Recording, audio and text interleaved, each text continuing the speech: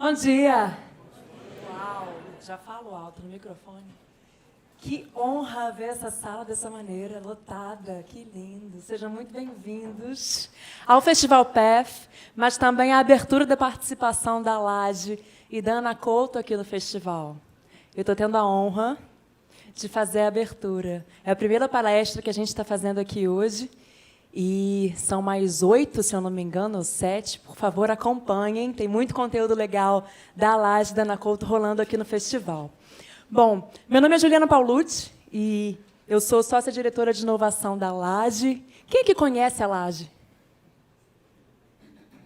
Uau! Fico muito feliz. A Laje é a plataforma de inovação do Grupo Ana Couto e a Laje nasceu há 4 anos atrás, exatamente. A gente fez 4 anos em maio agora.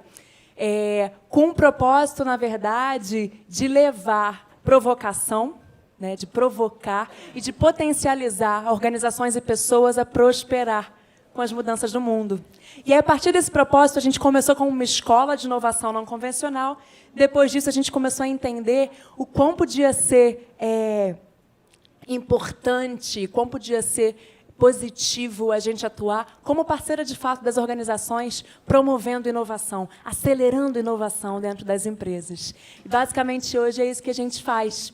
Só que tem uma coisa interessante de dizer que inovação, para a gente, tem um conceito muito especial.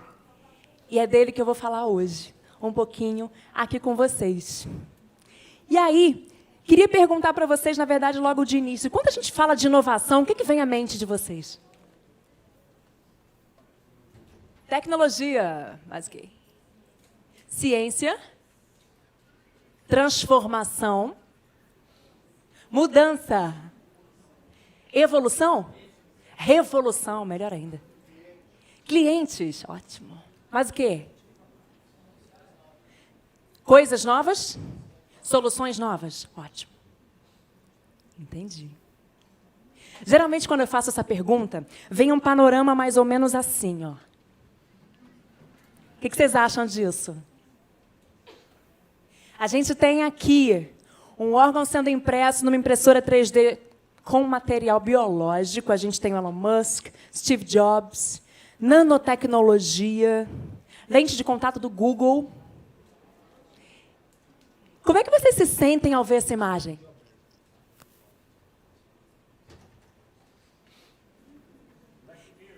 Black Mirror, boa! A pergunta é, vocês se sentem representados? Não? Quem se sente representado? 1, 2, 3. 3 pessoas em 250. Entendi. A questão, gente, é que na Laje a gente está o tempo todo lidando com muitas organizações diferentes, né, de portes diferentes, indústrias distintas. E quando a gente fala de inovação, muitas vezes as pessoas com as quais a gente trata não se sentem representadas por esse default que as pessoas acham que é inovação, né?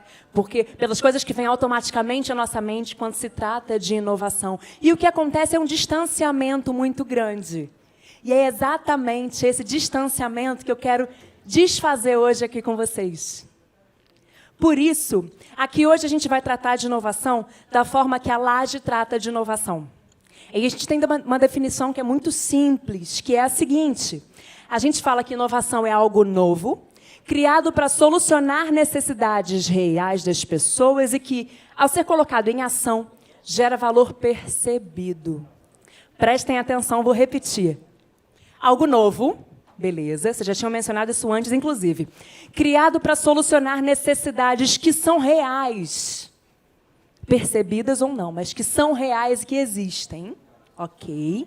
Das pessoas, ou seja, a gente está sempre colocando as pessoas em primeiro lugar, e que ao ser colocado em ação, ou seja, inovação no mundo das ideias não existe, porque ela só é capaz de gerar valor a partir do momento que está implementada. Então, que colocado em ação gera valor, e não é um valor qualquer. É um valor percebido pelas pessoas. Isso é fundamental. Aí vai mais uma pergunta para vocês. Quem aqui se sente contemplado por essa frase de alguma forma, tirando da esfera da tecnologia a inovação? Ai, gente, melhorou, né? Então, de 250, a gente já tem umas 50 mãos levantadas. Muito bem.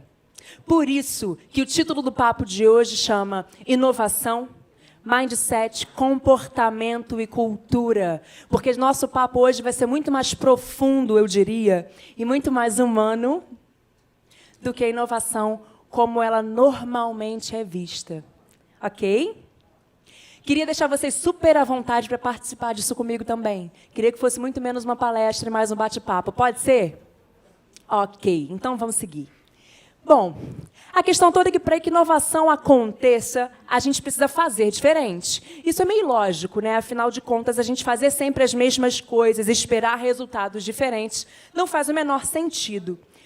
Mas o fato é que, para o fazer diferente acontecer, antes disso, tem uma outra coisa que é pensar diferente. Porque a gente não muda de comportamento sem antes mudar a nossa forma de pensar, o famoso mindset. E aí, vale a gente pensar um pouquinho, refletindo, pensem bem, mencionem vocês aqui para mim uma coisa que passa pela cabeça de vocês quando eu pergunto para vocês o que vocês fazem ou qual é a forma de pensar que vocês têm hoje, que vocês teriam que mudar para promover a inovação. Vamos lá. Sair da zona de conforto. Quero mais. Arriscar mais.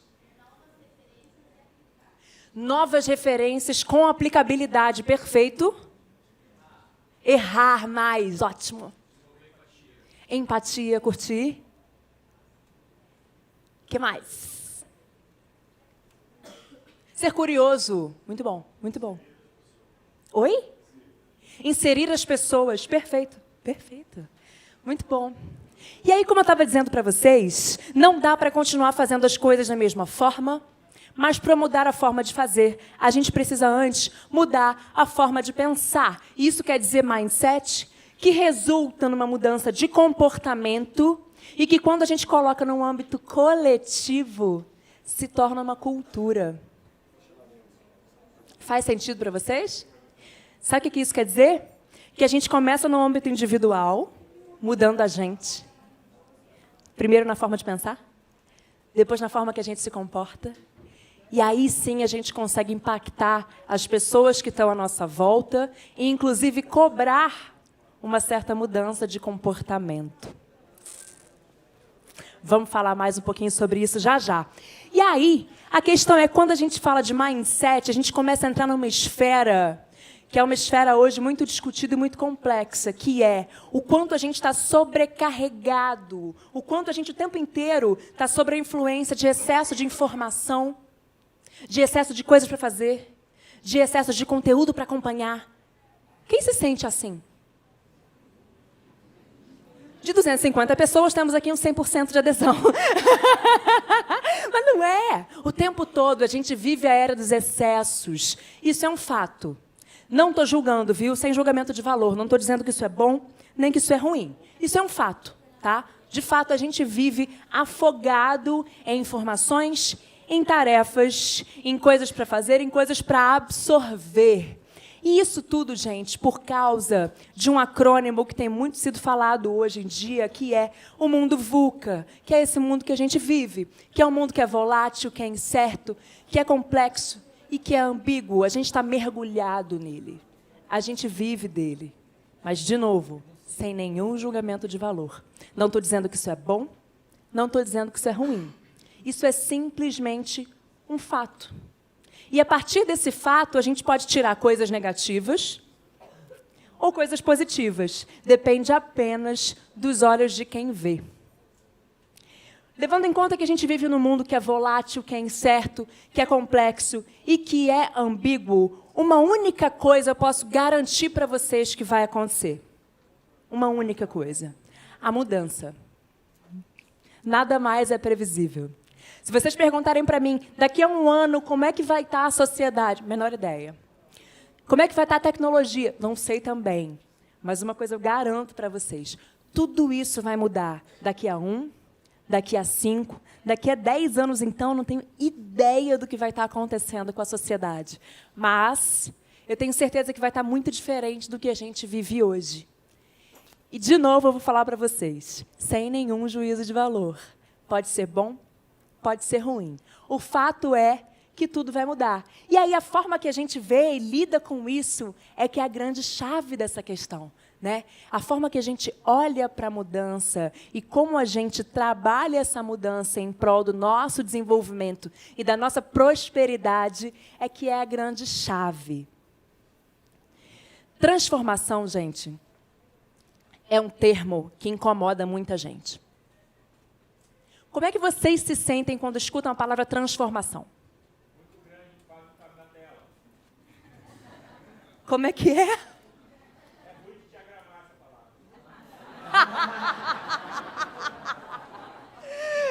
Eu concordo. A designer concorda. Pois é. Abre aqui para mim. Como é que vocês se sentem, além de que ele é muito grande e difícil de diagramar na tela? Pressionada, muito bem, mas o quê? Ansiosa. Opa. Oportunidade, estímulo, desafio. Curti. Curti o otimismo. Mais o quê? Vivo. Ah, eu também. Mais o quê? Adaptação é uma questão de fato. Liberdade, uau! Legal. Estou gostando de ver otimismo, hein? Porque, geralmente, quando eu faço essa pergunta, as palavras que vêm são palavras de dúvida, de dor e de incerteza. De fato, gente, transformação, ela incomoda muito. A transformação, ela muitas vezes dói. Porque você está fazendo uma coisa que há muito tempo é feita e funciona, de repente não funciona mais. E você é obrigado a se mexer e sair daquela zona na qual você domina. Sabe a forma de fazer e sabe o resultado. Para entrar numa zona que você não sabe mais dominar, não sabe mais como fazer e muito menos que resultado vai dar, isso para muita gente ainda é incômodo. A questão toda é, como eu acabei de falar para vocês, a única constante é a mudança. E se o mundo muda, a sociedade muda, como é que a gente permanece da mesma maneira? Não dá. Não dá. Então, como eu falei para vocês, tudo é uma questão dos olhos de quem vê.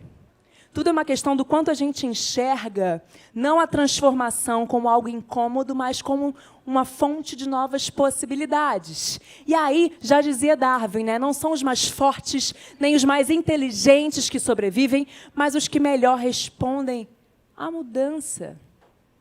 E isso é aplicável às pessoas, isso é aplicável também às organizações. Pensem bem.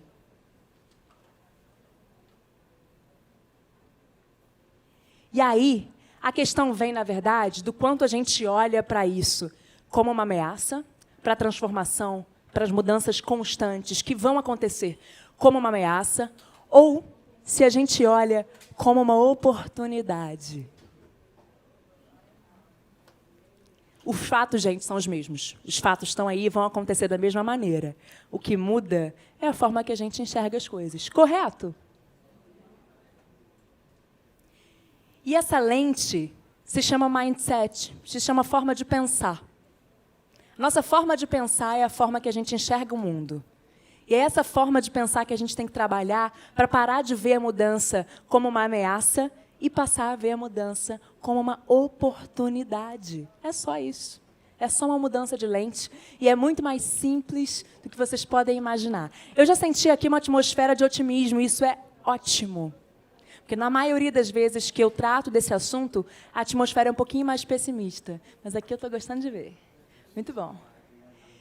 E aí, existe um autor que eu gosto bastante, que fala muito de como a gente consegue crescer a partir da mudança, que é o Nassim Taleb. Ele tem 2 livros que eu recomendo demais. Um chama Cisne Negro e o outro chama Antifrágil.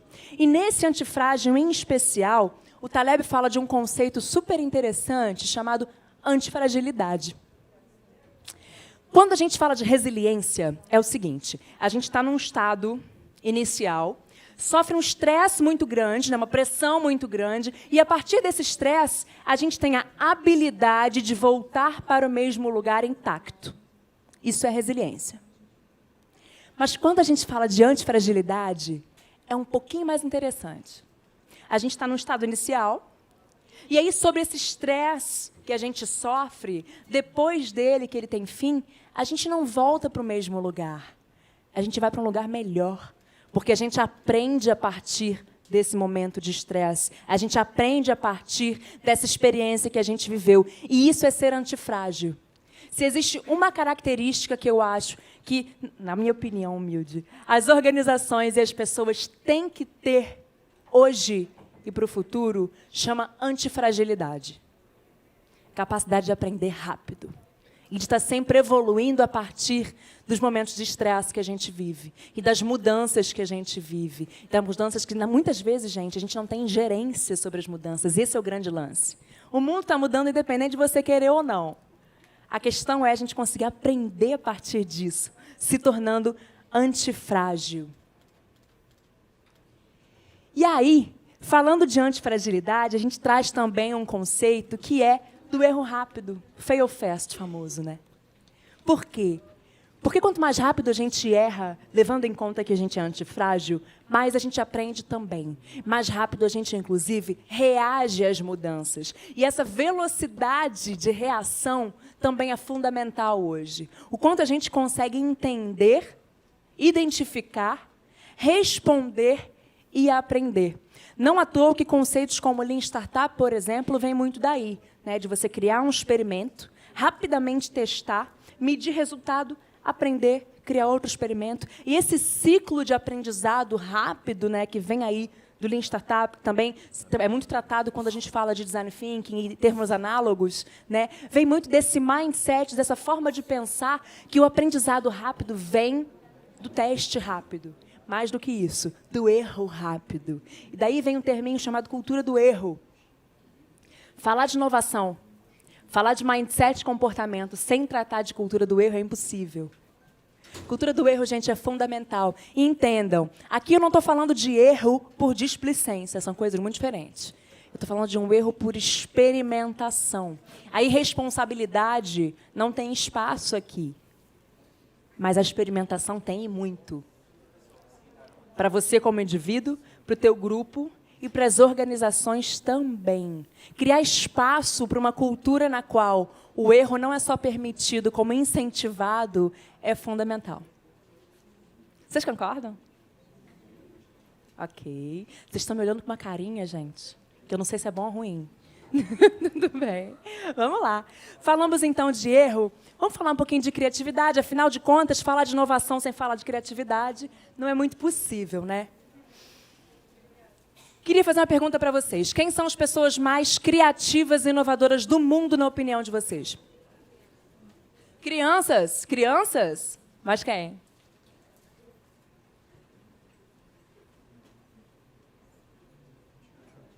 E aí? Artistas, curti. Malucos, curti também. Muito bom. Mulheres, adorei. Professores, brilhou. Mães. Gente, vocês estão que estão. Estou adorando. Crianças. É a primeira vez que eu não escuto nada do tipo Steve Jobs, Henry Ford. Primeira vez. Que ótimo. Quem ganha salário mínimo tem que se virar. Também acho. Gente, mas muito da inovação e da criatividade vem da necessidade, tá certo? Tá certo. E é interessante o ponto de vista de vocês, que está muito alinhado com a forma que eu tenho de pensar também. E, na verdade, o que eu queria aqui desfazer quando se trata de criatividade é que muita gente acha que quando a gente fala de criatividade, a gente está falando de uma característica que é exclusiva de pessoas geniais que mudaram a história da humanidade. Não necessariamente. Criatividade, gente, é um aspecto que é inerente do ser humano. Todo mundo nasceu com isso. Por isso, quem falou crianças, estou super de acordo. Porque, de fato, se vocês pararem para pensar, o que as crianças têm é um ímpeto constante por aprendizado por meio da experimentação. Elas estão sempre buscando experimentar, encostar, testar as coisas, ver como funciona. Enfim, e esse aprendizado, a curva de aprendizado das crianças é muito maior do que a nossa. Porque elas estão sempre colocando a cara a tapa ali para aprender mais, para experimentar mais as coisas. E aí o que acontece é que, conforme a gente vai crescendo, muitas vezes a gente vai sendo educado, seja formal ou informalmente, de uma forma muito a deixar de lado esse ímpeto pela experimentação, o famoso lado direito do cérebro, que é mais responsável pelo pensamento abstrato e criativo, e começa a usar mais, treinar mais o lado esquerdo, que é responsável por um pensamento mais cartesiano, por tomada de decisão também. Não estou dizendo que isso é bom ou ruim, tá? De novo, sem juízo de valor. Mas eu entendo a criatividade como uma outra característica fundamental para as pessoas hoje, amanhã e daqui para frente. Então, uma grande ação que a gente tem que fazer é tentar recuperar esse ímpeto que a gente tinha quando nasceu, né, de querer experimentar, aprender e ter um pensamento mais abstrato e mais criativo. E é só, de fato, uma questão de prática, gente, nada mais. Não existe genialidade na criatividade, isso é bem importante. Tá? Não é uma questão, não é um dom que é atribuído a meia dúzia de pessoas e todo o resto está fadado ao pensamento cartesiano. Não é bem assim. A gente, de fato, consegue desenvolver e praticar. E eu acho que faz parte, assim como a antifragilidade, da gente ter esse resgate da criatividade acontecendo. Para isso, eu descobri um autor que também é super legal, chamado Shawn Achor. E ele tem um dos TEDs que eu mais gosto, viu? Se vocês procurarem, vocês vão achar. E ele é um pesquisador e escritor, e ele foi professor de Harvard por muito tempo, e ele é especialista em psicologia positiva. E aí, ele fala uma coisa muito legal, que é a seguinte: a gente tem mais sucesso quando a gente está mais feliz e mais positivo. E a gente também é mais criativo quando está mais feliz e mais positivo. Nosso cérebro é configurado para apresentar o melhor desempenho, não quando ele está negativo ou neutro, mas quando ele está positivo de fato. Aí eu comecei a ler o livro dele, que é um livro chamado Jeito Harvard de Ser Feliz. Livrinho pequenininho, vale super a pena comprar. Aí eu falei, tá, parece autoajuda um pouco, né? Mas vamos lá, vamos continuar. E aí eu fui entender que existe uma vantagem química comprovada por que ele estava dizendo. Quando a gente está mais positivo, mais otimista, a gente libera muito mais dopamina e serotonina. E isso faz com que a gente fique, sim, mais criativo. A sensação de bem-estar que a gente sente é muito maior. A gente tem maior velocidade de aprendizado, melhora na memória, pensamento mais ágil, maior habilidade de resolução de problemas complexos. Quem não gostaria de ter tudo aquilo ali? E a receita que ele dá para isso é tão simples. De fato, gente, eu acho que as respostas são muito mais simples do que a gente muitas vezes imagina. A receita que ele dá para isso é simplesmente otimismo e felicidade. Só que não é aquela felicidade inalcançável que a gente quer trabalhar a vida inteira para um dia se aposentar e ter uma ilha. Não é isso. A gente está falando da felicidade do dia a dia. E ele dá dicas tão simples que eu passei a usar e comprovo para vocês que funcionam. Ele falou, antes de você fazer uma apresentação muito importante, ou uma palestra, por que não, faça uma coisa que você gosta muito, para ter um gatilho de bem-estar, de serotonina e dopamina. Quer um exemplo? Coma um bolo de chocolate, se você é do chocolate. Liga para alguém que você gosta. Veja um vídeo de gatinho no YouTube.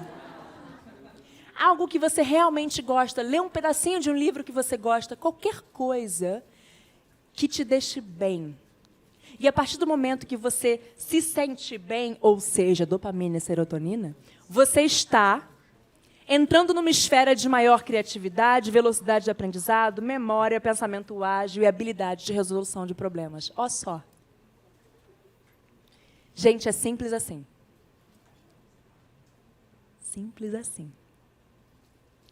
Então, a gente falou de antifragilidade, a gente falou de criatividade e a gente falou de otimismo e positividade. São coisas bem importantes quando se trata de inovação. E aí, ele diz também o seguinte, apenas 25% do sucesso no trabalho é previsível a partir do QI. Os demais 75% são previsíveis pelo seu nível de otimismo e sua habilidade de perceber o estresse como um desafio e não ameaça. Gente, eu estou falando de 75%, é muita coisa. É muita coisa. A gente tem 75% do controle pelo nosso desempenho profissional. Olha só. Simplesmente por treinar ser mais otimista e mais positivo. De novo, eu estou comprovando isso porque eu estou testando. Eu fiz isso um experimento desde que eu li esse livro. E funciona. E é muito legal. É um exercício muito legal. E os resultados aparecem rapidamente. E a nossa qualidade de vida também aumenta muito, viu? Afinal de contas, eu não sei se vocês concordam, mas eu acho que a nossa qualidade de vida, qualidade de trabalho, é tudo uma coisa só, gente. Está tudo misturado. Beleza. Então, vamos seguir. Mais um ponto importante quando se trata de mindset e comportamento para a inovação. A gente está falando de um ponto que a gente precisa deixar de lado um pouquinho, chamado ego. Sim, porque o fato é que a inteligência coletiva, que a criatividade coletiva e que a probabilidade de uma solução completamente inovadora surgir de um grupo, não do indivíduo, é muito maior. Muito maior. Por isso que o protagonismo, quando se trata de inovação, tem que ser coletivo, por conta da soma. A soma entre as formas de pensar, os comportamentos, o background cultural, experiências de vida, conhecimento, formação, é dessa soma. Não à toa até que o mote da AC, da Ana Couto e da Laje, aqui no PFC, não é soma junto, porque a gente, de fato, acredita na soma. E a soma, gente, ela é melhor e maior do que qualquer indivíduo, por mais brilhante que ele seja. E aí falar de protagonismo coletivo sem falar de diversidade, impossível, né? E entendam aqui, eu estou falando de diversidade de qualquer nível que vocês puderem imaginar. Raça, gênero, cor, comportamento, forma de pensar, religião. Todo tipo de diversidade que vocês puderem pensar. E aí vale deixar bem claro também que diversidade, gente, nas organizações não é favor algum. Tá? A gente está falando de diversidade como potencial. E é um puta potencial. Porque é da diversidade que nasce a inovação. É da soma, gente. Então, se vocês têm perto de vocês pessoas que são muito diferentes de você, ótimo. Se nas organizações de vocês tem espaço para diversidade, excelente. Se não tem, corram atrás. Porque ela é diretamente proporcional ao potencial de inovação que a gente vê nas organizações. Vocês concordam? Muito bom. Ok, então falamos de diversidade. A gente falou que diversidade ela é potencializar a inteligência e a criatividade coletivas. Isso é real. Tá? Isso é fundamental, inclusive, quando a gente busca inovação. E eu queria falar para vocês mais um pouquinho sobre um outro quesito que eu acho que é fundamental no nosso mindset, no nosso comportamento, que são direcionados para a inovação, e ele é a ousadia.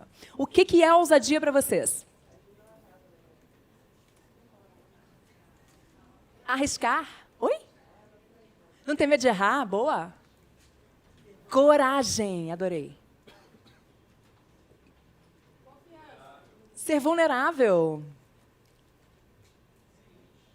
Não ter limites? Ótimo. Bom. Ousadia tem a ver com tudo isso que vocês acabaram de falar. E eu comecei a estudar um pouquinho mais de ousadia quando eu comecei a ler uma autora que eu sou super fã e que a essa altura do campeonato vocês provavelmente já ouviram falar por conta do Netflix, que chama Brené Brown. Maravilhosa Brené, gente. Eu descobri Brené Brown, deve ter, de repente, 1 ano e meio, talvez 2. Com um livrinho, o primeiro que eu li, chama O Poder da Vulnerabilidade. Melhor, o TED se chama O Poder da Vulnerabilidade e é hoje um dos mais vistos, se eu não me engano, ou mais visto, é o mais visto, do TED. E aí o primeiro livro dela chama, em português, caraca, A Coragem de Ser Imperfeito. Gente, foi quase um coro isso. Que maravilhoso. A Coragem de Ser Imperfeito. Foi o primeiro livro que eu li.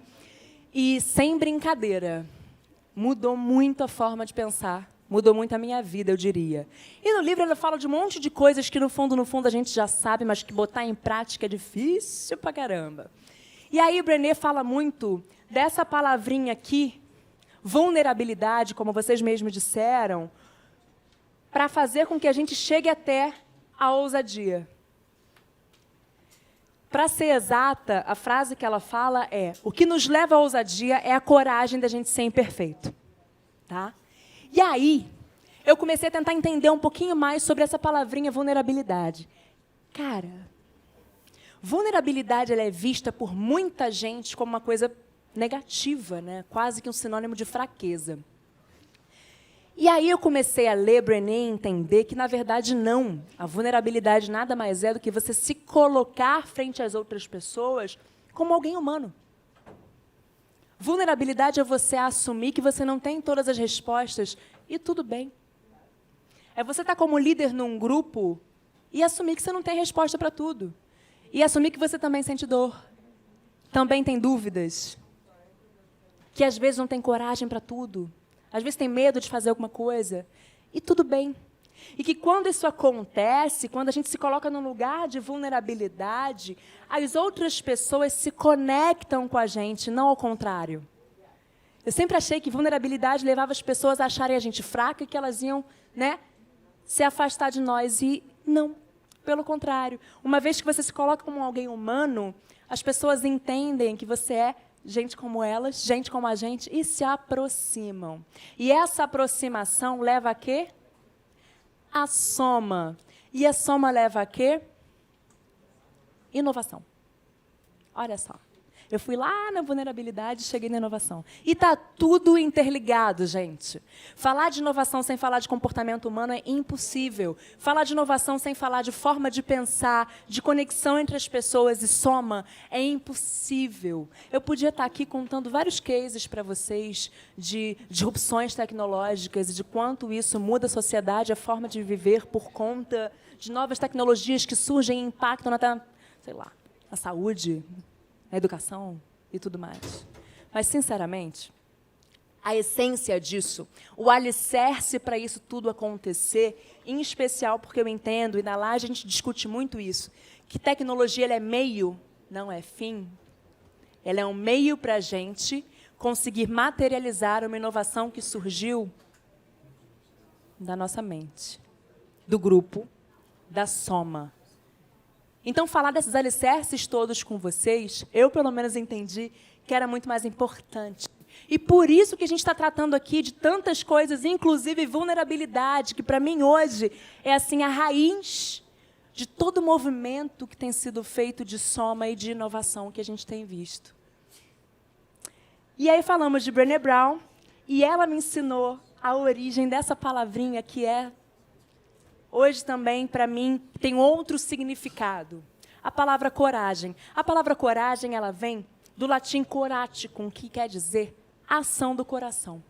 Eu sempre achei que coragem tinha a ver com a gente deixar de ter medo.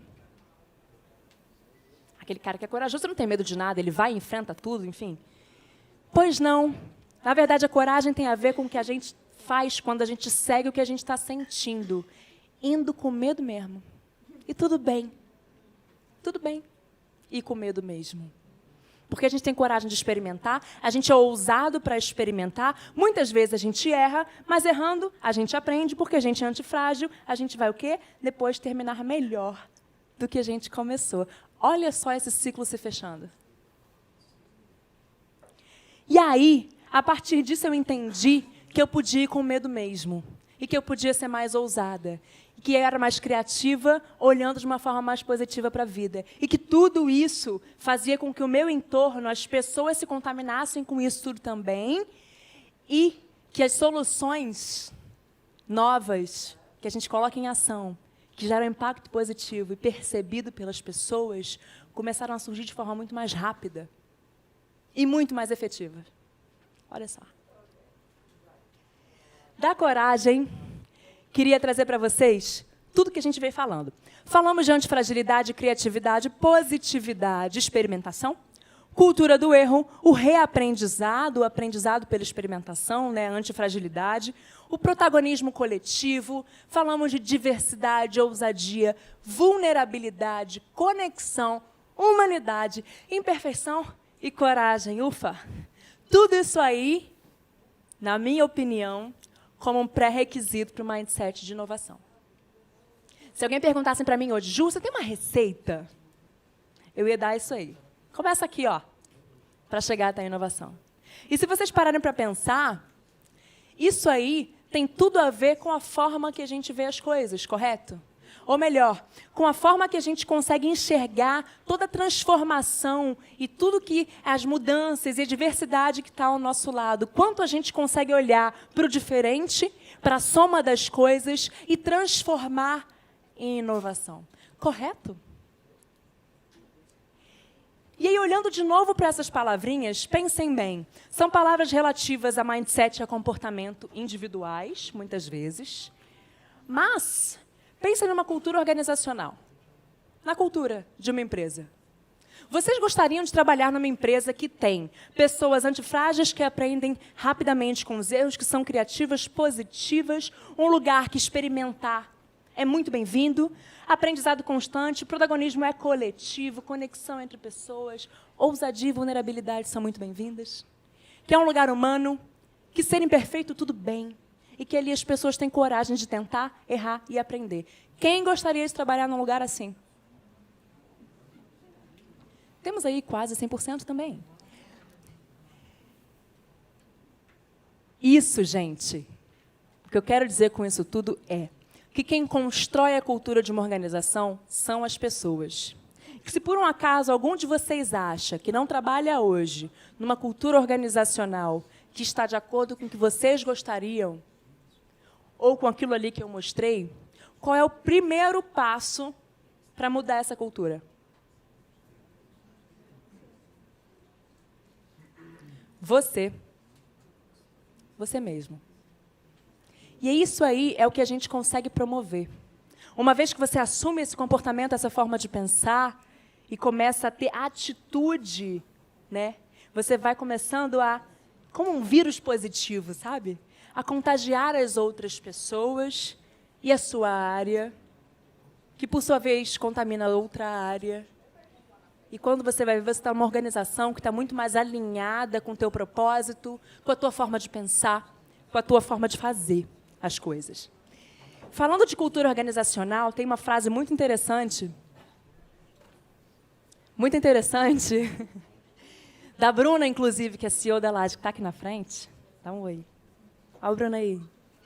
Que ela fala que é muito legal, que é: a cultura não é só sobre pessoas ou sobre coisas, mas sim sobre como as pessoas fazem as coisas. Olha só, parece simples, né? E, de fato, é, gente.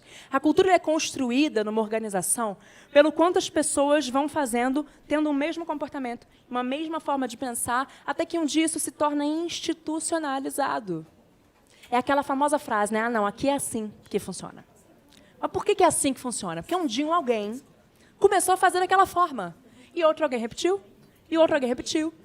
E aí virou assim que funciona. A boa notícia é que a gente pode começar a fazer de outra forma. Que alguém vai repetir, que vai repetir. E aí o assim que funciona passa a ser de uma outra forma também. Quando a gente fala de cultura, a gente está falando de valores, né? Os valores que são compartilhados numa organização, ou seja, missão, objetivo, princípios compartilhados. A gente está falando de pressupostos também, aquilo que ninguém precisa dizer que existe, mas a gente já sabe. São aquelas crenças, né, que também são compartilhadas e tácitas. E dos artefatos, objetos e dispositivos coletivos. Por artefato, entendam, por exemplo, uma rotina de reunião de 15 minutos toda segunda-feira para alinhamento da equipe. Isso é um artefato. Ou um meio de comunicação. Quem usa o Slack, por exemplo, isso é um outro artefato.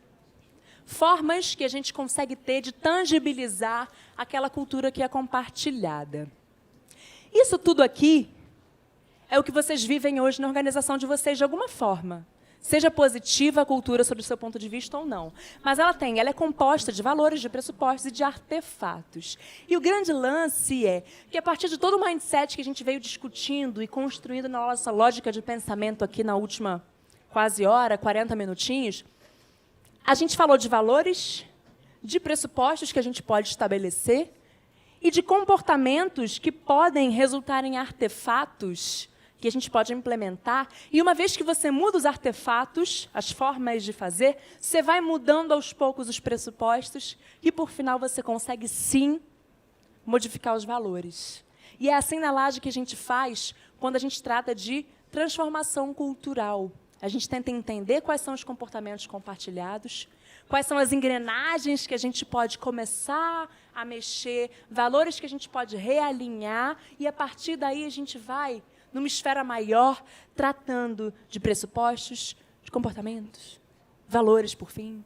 E esse alinhamento é que a gente faz e que tem muito a ver com essa mudança, com a implementação de um novo mindset. E, aos poucos, mudança de comportamento na organização. E, de novo, começa pequenininho e vai tomando uma proporção maior com o tempo. O importante é que, se a gente está mirando uma cultura de inovação, a gente tem que começar a pensar em como é que a gente vai disseminar esse comportamento voltado à inovação, como é que a gente vai disseminar essa forma de pensar que vai materializar a inovação também. Tem um autor que eu também gosto bastante, que é um escritor, ele escreve muito para a Harvard Business Review, quem lê. E ele chama Michael Watkins. Ele diz que cultura é o sistema imunológico de uma organização.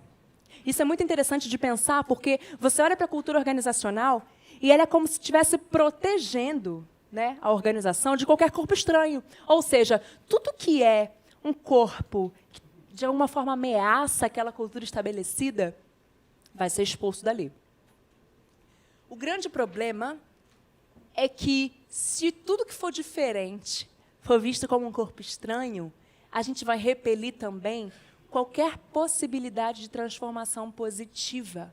Por isso que a gente tem que ter muito cuidado o quanto a gente blinda uma cultura ou não.